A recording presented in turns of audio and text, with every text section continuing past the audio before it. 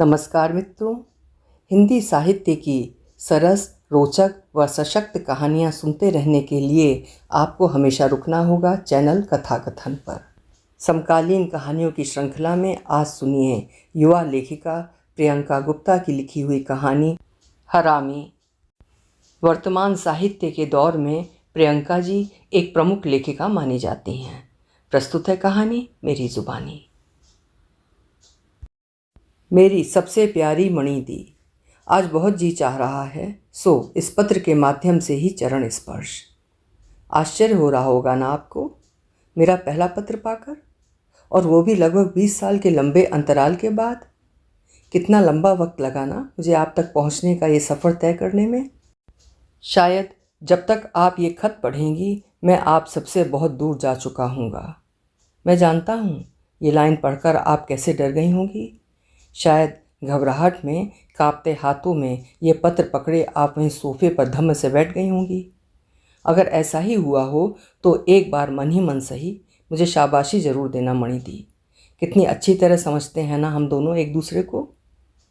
मणि दी, कहो तो आज एक गुस्ताखी फिर दोहराऊं, वही बचपन वाली, जब मैं आपको तुम कहता था और आप मेरा कान पकड़ मरोड़ने का अभिनय करती कहती थी, आप बोला करो मैं तुमसे बड़ी हूँ, और मैं फिर भी बार बार आपको तुम कहता था।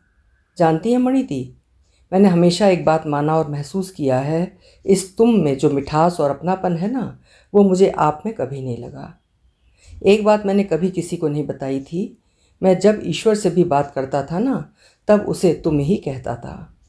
उस पर ज़्यादा प्यार आता था तो तू से भी काम चला लेता था। मन को बड़ी शांति मिलती थी। तुम मेरे लिए किसी ईश्वर से कम हो क्या? जानती हो मणि दी, तुम यहाँ नहीं थी तो मैं कितना अकेला हो गया था। किससे बांटता मन की बातें। एक तुम ही तो थी जिसके कंधे पर सिर रख देने भर से मेरा मन भर जाता था। तुम्हारे जाने के बाद बहुत दिनों तक मैं छत के उसी कोने में सुकून तलाशा करता था। फिर एक दिन पता नहीं क्यों माँ ने छत पर ताला डालकर चाबी अपने पास रखनी शुरू कर दी। माँ ऐसा क्यों करती हैं मणि दी? मेरी छोटी से छोटी खुशी पर भी वो ताला क्यों डाल देती हैं? मैं जानता हूँ तुम आज यहाँ मेरे सामने होती तो झट से मेरे मुंह पर हाथ रखकर कहती, छी ऐसा नहीं कहते। माँ, कोई भी कभी अपने बेटे की खुशियों पर ताला डाल सकती है भला? ऐसा सोचना भी पाप है। तुम ऐसा कह सकती हो मणि दी, पर मैं चाहूँ भी तो तुम्हारी बातों पर यकीन नहीं कर पाऊँगा। मैं जानता हूँ तुम मुझे गलत भले कह दो, पर गलत समझोगी नहीं। बचपन से लेकर आज तक मैंने जो देखा, भोगा, महसूसा, वो तुम नहीं समझोगी तो भला कौन समझेगा। छोटा सा था तभी से माँ को खुद से कुछ खिंचा खिंचा सा महसूस करता था। पहले तो कारण समझ में ही नहीं आता था, पर जैसे जैसे बड़ा होता गया दुनिया ने बताना जताना शुरू कर दिया। दुनिया माने तुम जैसे अच्छे लोग नहीं, दुनिया माने मेरी माँ के रिश्तेदार, मेरी माँ के देवर जेठ, माँ के भाई बहन, उन लोगों का परिवार, उनके बच्चे, सब जैसे मेरी मुझे औकात जताना चाहते थे। जानती हो मणि दी, कई बार मैं बहुत डर जाता था, आज भी डर जाता हूँ। जब तक छत खुली थी मैं भागकर वहीं चला जाता था और अपनी उसी तकिया में मुँह छिपाकर उसी कोने में दुबक कर बहुत रोता था, निशब्द। उस तकिया पर सिर टिका मैं मन ही मन तुमसे ढेर सारा दुख दर्द बांट लिया करता था।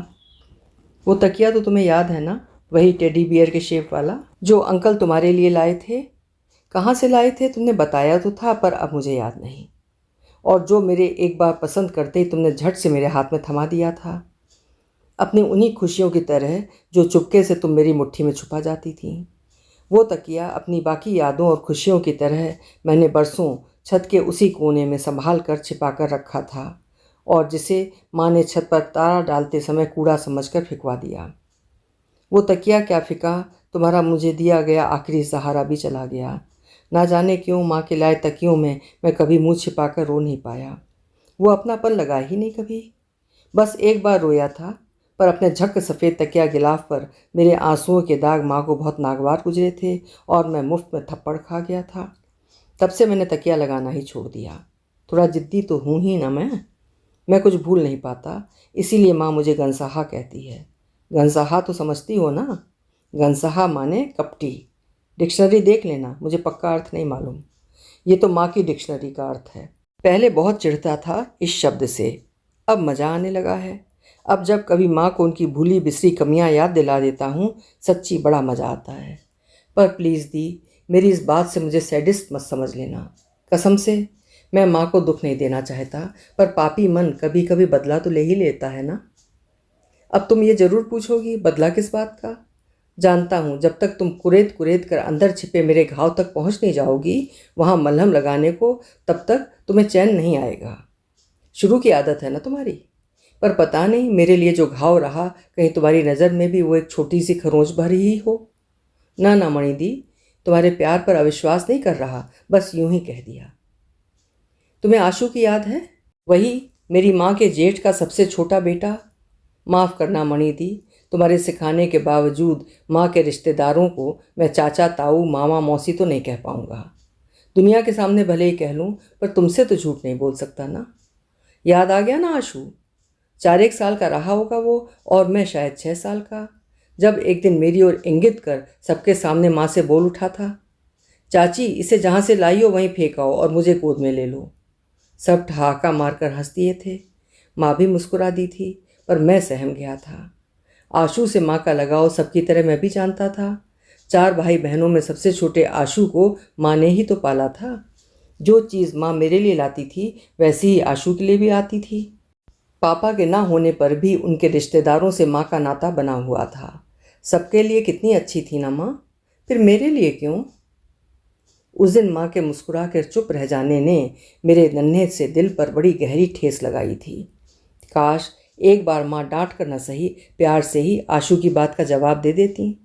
उस दिन के बाद से कई बार मैं सपने में माँ की उंगली पकड़कर कहीं जाता रहता और माँ सहसा मुझे उठाकर एक गहरी खाई में फेंक देती और मैं चौंक कर जाग जाता। पसीने से लथपथ डरा हुआ मैं कई बार पूरी पूरी रात जागता और माँ अपने कमरे में आशू को सीने से चिपकाए सो रही होती। आशू की उम्र में माँ ने यह कहकर मेरा कमरा अलग कर दिया था कि एक तो मैं बड़ा हो रहा हूँ, मुझे अलग सोने की आदत डालनी चाहिए। दूसरे ये कि मैं नींद में इतनी लात चलाता हूँ कि माँ रात भर सो नहीं पाती। आशू को अपने घर जाकर रहने या अलग कमरे की ज़रूरत कब पड़ेगी मैं समझ नहीं पाता था। सच कहूँ मणिदी, ये आशू था बड़ी कुत्ती चीज़। अपनी जात तो बड़े होकर दिखाई उसने। अपनी जबान जीभ तले दबा कान पकड़कर कह रहा हूँ दीदी, गुस्ताखी माफ़, पर भड़ास निकालने को थोड़ी गाली तो दे देनी चाहिए ना मणिदी, कभी कभी।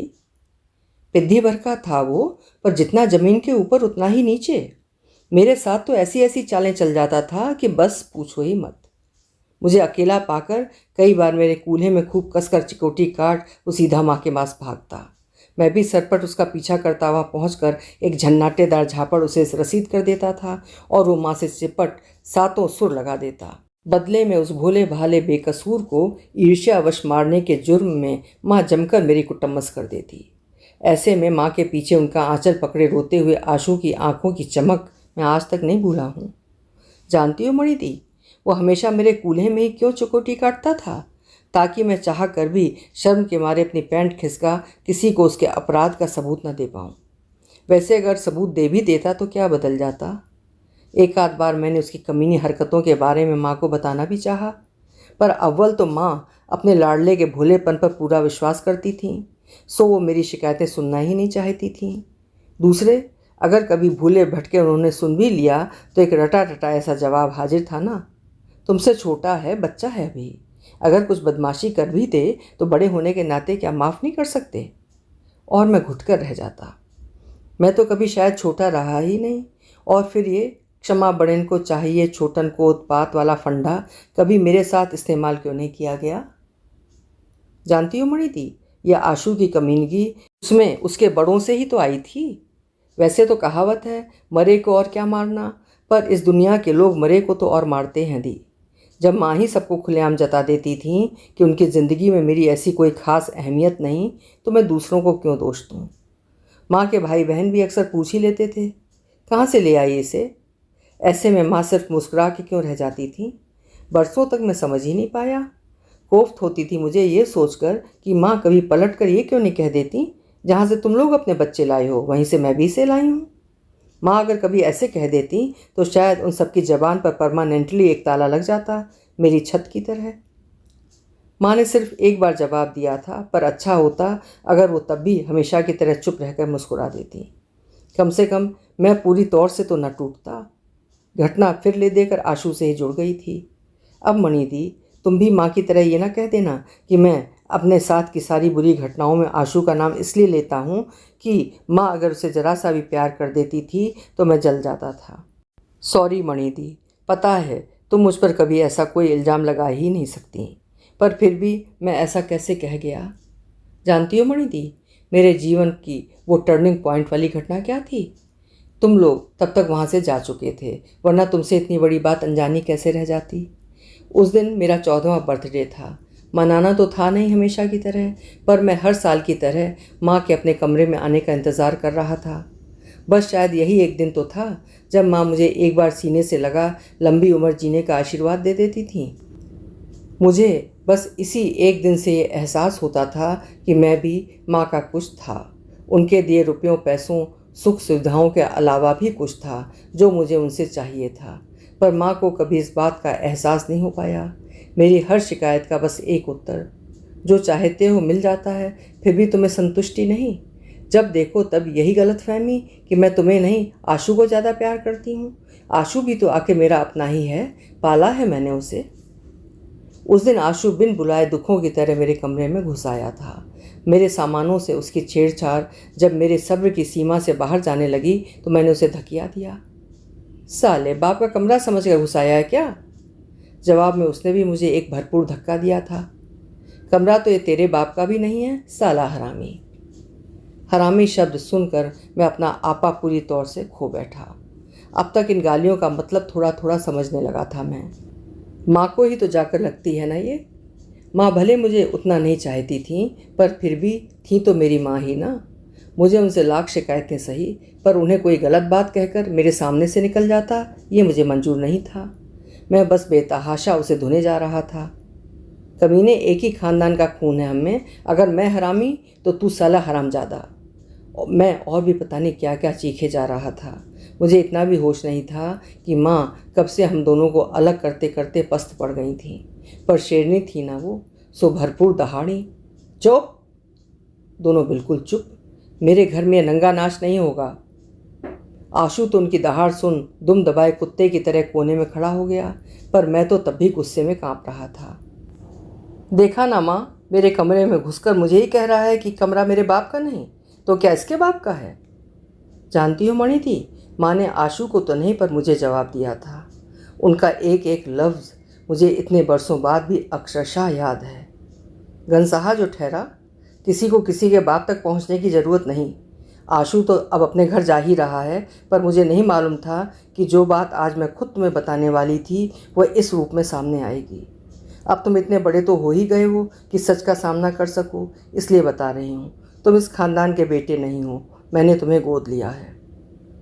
माँ कितनी गलत थी ना मणि दी। उन्होंने कैसे ये सोच लिया कि वो इतना बड़ा बम मेरे सिर पर फोड़कर चली जाएंगी और मैं बिना घायल हुए बच निकलूँगा। मुझे धीरे धीरे माँ की बेरुखी की वजह समझ में आने लगी थी। उन्होंने तन से भले ही मुझे अपना लिया था, पर मन से मैं उनका गोद लिया ही बना रहा। अब एक नई उलझन मेरे मन को मथने लगी थी। मेरे माँ बाप कौन थे? पर माँ इस बारे में अब कोई बात नहीं करना चाहती थी। उन्होंने साफ कह दिया था, जैसे अब तक मैं उनका इस घर का बेटा था, आगे भी रहूँगा। हम दोनों के लिए बेहतर यही होगा कि आइंदा मैं उनसे इस बारे में कोई बात ना करूँ। हार कर अपनी उलझन के समाधान के लिए मैं नानी के पास गया। तुम्हारे अलावा एक नानी ही तो थी मणि दी, जिनकी मुझ पर कुछ ममता थी। माँ ने तो बस एक महंगे खरीदे सामान की तरह मेरी अच्छी देखभाल करके ही अपने कर्तव्य की इतरशी समझ ली थी। नानी को अपने सिर की कसम दी, तब कहीं जाकर वो कुछ बताने को तैयार हुई। पापा की मौत के बाद विदेश में फैले उनके कारोबार को समेटने के लिए मम्मी को ही जाना पड़ा था। वहीं से जब कई महीनों बाद वो लौटीं तो उनकी गोद में मैं था। मेरी जन्मदायिनी माँ कौन थी, मेरा बाप था या नहीं, इस बारे में उन्होंने नानी को कुछ भी नहीं बताया। आखिर पापा के बाद उनको जीवन काटने के लिए कोई सहारा चाहिए था। पापा तो उन्हें बेऔलाद ही छोड़ गए थे। ऐसे में उनके पास एक बच्चा गोद लेने के अलावा चारा ही क्या था। आशु की मेरे लिए जलन अब मुझे सही लग रही थी। अगर वो थोड़ा पहले आ जाता तो माँ फिर उसी को गोद लेती ना। अपने बारे में आपको एक और शॉकिंग न्यूज़ दूँ। मैं कॉन्ट्रैक्ट बेबी था, कभी सुना है आपने? मैंने तो नहीं सुना, पर वाह रे, अजब दुनिया के गजब रंग। अभी तक बहुत तरह के कॉन्ट्रैक्टों के बारे में सुना था, पर यह नहीं जानता था कि मुझे जन्म देने वाली ने पहले ही माँ से सौदा कर लिया था, जो भी संतान होगी वो माँ की। मुझे अपनी जन्म देने वाली माँ से भी नफरत हो रही थी। अगर पाल नहीं सकती थी तो पैदा ही क्यों किया? मैं क्या कोई प्रॉफिटेबल प्रोडक्ट था कि अपनी कोक की फैक्ट्री में मैन्युफैक्चर करो और लाभ के लिए बेच दो? अच्छा, एक बात तो बताओ मणिदी, मुझे दी गई तुम्हें अपनी आखिरी भेंट याद है? नहीं, पर मुझे तो याद है। तुमने मुझे शिवाजी सामंत की मृत्युंजय दी थी। तुम्हारी लगाई हुई पढ़ने की आदत के चलते मैंने बहुत किताबें पढ़ीं, पर मालूम है, इस किताब को तो न जाने कितनी बार पढ़ा था मैंने। कर्ण की पीड़ा ने हर बार रुलाया मुझे।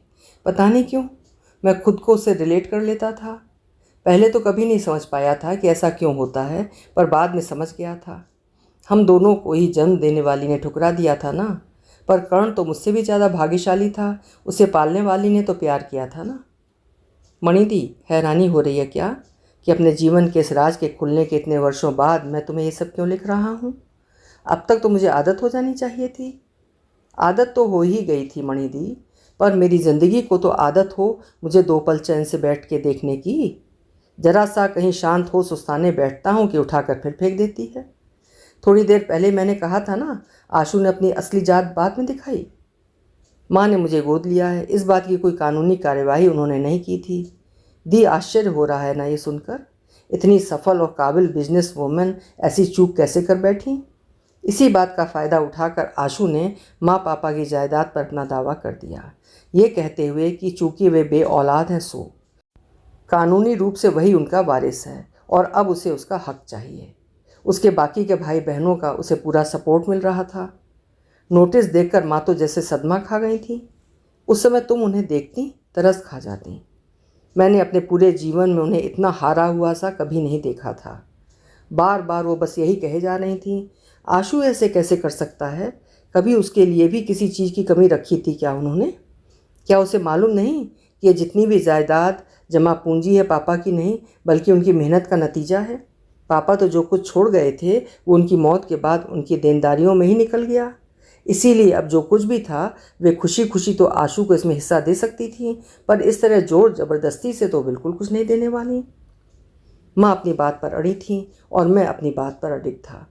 मुझे उनकी जायदाद में एक फूटी कौड़ी नहीं चाहिए थी। आखिर मेरा हक ही क्या था? ना मैं उनसे कोई रक्त संबंध से जुड़ा था और ना ही मन बंधन में बंधा था। कानूनी रूप से भी मैं उनका कुछ नहीं लगता था। फिर वो जायदाद आशू ले जाए या वे उसे कुएं में डाल दे मेरी बला से। जानती हो ना मणिदी, माँ आसानी से हार मानने वालों में से नहीं है। एक ना एक तुरुप का पत्ता हमेशा उनके पास रहता है। अब की बार भी था ना। मेरा जिद्दीपना देख माँ पल भर मुझे बड़ी अजीब कुछ कुछ खाली सी नज़रों से देखती रहीं। फिर लड़खड़ाते से कदमों से उठकर अपनी अलमारी के लॉकर से कागज़ निकाल मुझे थमा दिया। मणिदी, माँ आखिर मुझे समझती क्या रहीं, बता सकती हो? बरसों पहले एक बम फोड़कर मुझे बिखरते देखकर उनका मन नहीं भरा था क्या कि अब की बार सीधे एटम बम फेंक दिया मेरे ऊपर? जानती हो उन्होंने मेरे हाथ में क्या थमाया था? वो कागज़ का एक टुकड़ा नहीं था, वो कुंती का भिक्षा पात्र था जो एक बार फिर कर्ण के आगे बढ़ाया गया था। कुंती एक बार फिर अपने ही स्वार्थ के लिए कर्ण को अपनी संतान होने का सच बता अपने पक्ष में करने आई थी। उस कागज़ के टुकड़े पर जो लिखा था सब धुंधला हो गया था। बस बड़े बड़े शब्दों में बस एक ही शब्द पढ़ पा रहा था, हरामी। वो अस्पताल द्वारा जारी किया गया मेरा बर्थ सर्टिफिकेट था मणिदी। अभी आप सुन रहे थे प्रियंका गुप्ता जी की लिखी हुई एक संवेदनशील और मार्मिक कहानी, हरामी। कहानी आपको कैसी लगी कमेंट में लिखकर ज़रूर बताइएगा। पसंद आई हो तो लाइक और शेयर करिएगा और चैनल भी सब्सक्राइब कर लीजिएगा। ये मेरा आपसे अनुरोध है। नमस्कार।